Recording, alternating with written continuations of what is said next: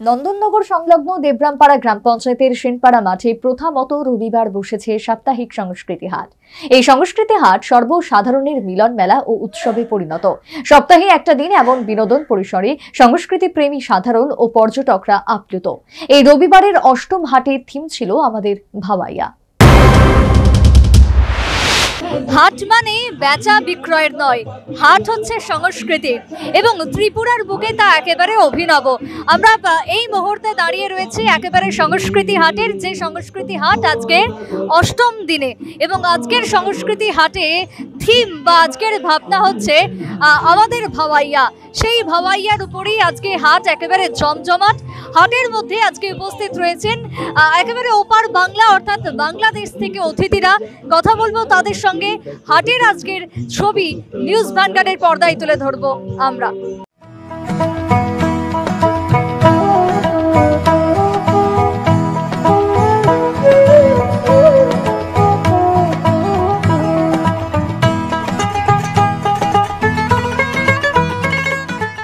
রাজধানী আগরতলা শহরতলির নন্দননগর সংলগ্ন দেবরামপাড়া গ্রাম পঞ্চায়েতের সেনপাড়া মাঠ, সেখানে বসেছে হাট।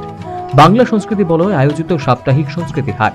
একাধারে বিভিন্ন স্বসহায়ক দলের মা মেয়ে বোনেদের হাতে নির্মিত বিভিন্ন সামগ্রী, কুচকচ মুখরোচক, পাশাপাশি অনবদ্য সঙ্গীত নৃত্যানুষ্ঠান।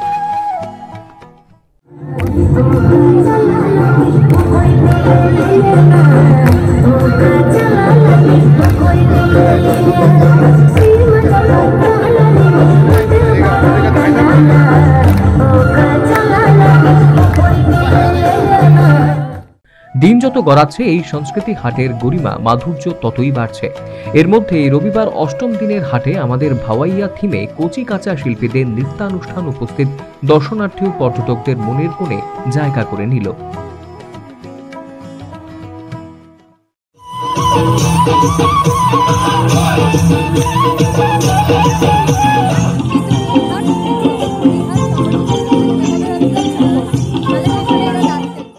কারো প্রথম আশা, আবার এই সাপ্তাহিক সংস্কৃতি হাটের প্রতি কারো কারো অগাধ টান।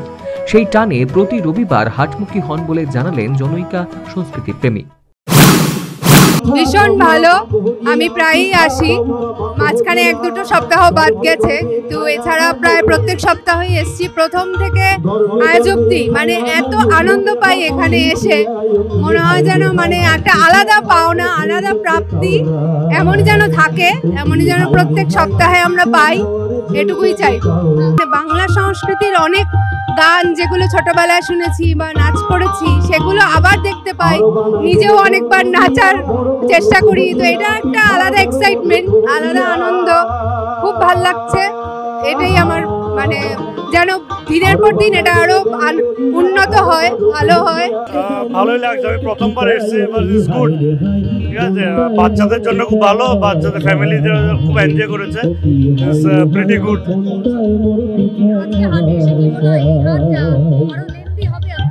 হ্যাঁ, লেন্দি হলে বাট আমার তো মনে হয় লেন্দি হওয়া দরকার, ঠিক না? অনেকে জানে না, আজকে এসছে, যেমন আমরা আজকে প্রথমবার জানলাম, অনেকে জেনে তারপরে আসবে। They will enjoy it. It's pretty good for everybody. হ্যাঁ, অনেকবার শুনেছি, শুনে আচ্ছা ভাবলাম একটু দেখে যাই।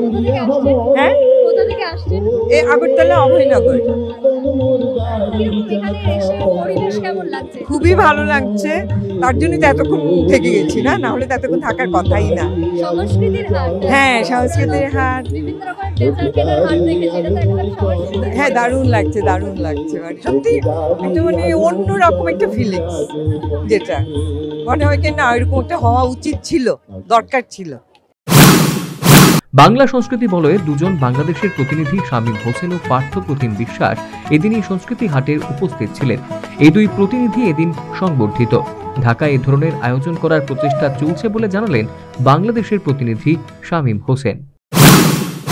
এটা আসলে ভাষায় বক্তব্য বা ব্যক্ত করাটা খুব কঠিন ব্যাপার।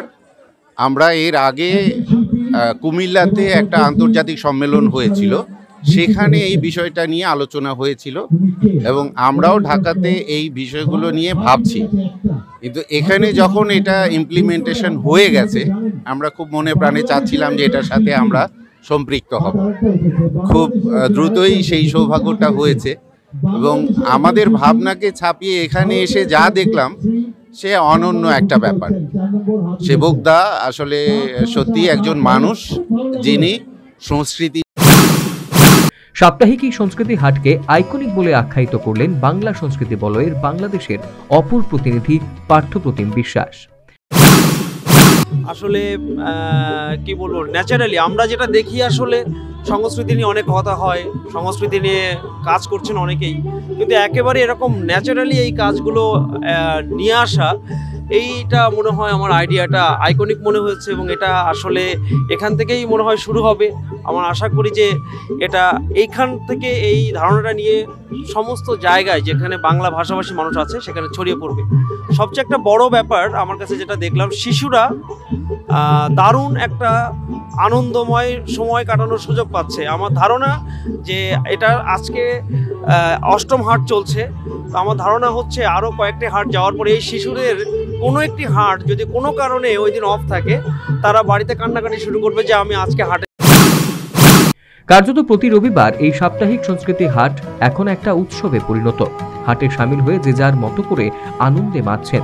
এর মধ্যে যে দুটি ঝুমুরের দল ঝুমুর নাচে সংস্কৃতি হাট মাতায়, সে দুটি দলের শিল্পীদের এদিন আর্থিক পুরস্কারে পুরস্কৃত করা হলো।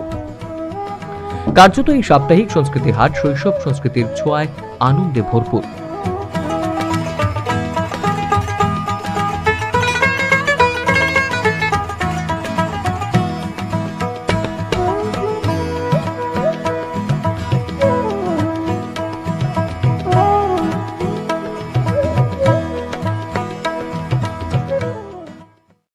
ছোটবেলার গান এবং পুরনো স্মৃতি সবটাই পাওয়া যায় এই সংস্কৃতি হাটের মধ্যে, যে হাট একেবারে জমজমাট ভাবে জমে উঠেছে। আজকের দিনে দাঁড়িয়েও সেই ছবি পরিলক্ষিত হলো হাট থেকে এবং তা তুলে ধরলাম আপনাদের সামনে। মানুষের আশা প্রত্যাশা আগামী দিনে এই হাট আরো এগিয়ে যাবে এবং তার সেই বৃদ্ধি কামনা করলেন এই হাটের মধ্যেই আসা উপস্থিত সকলেই। তবে এই হাট পূর্বে দরকার ছিল, যা এবারে হয়েছে, তাই সাধারণ মানুষের মধ্যে ব্যাপক খুশি পরিলক্ষিত হলো।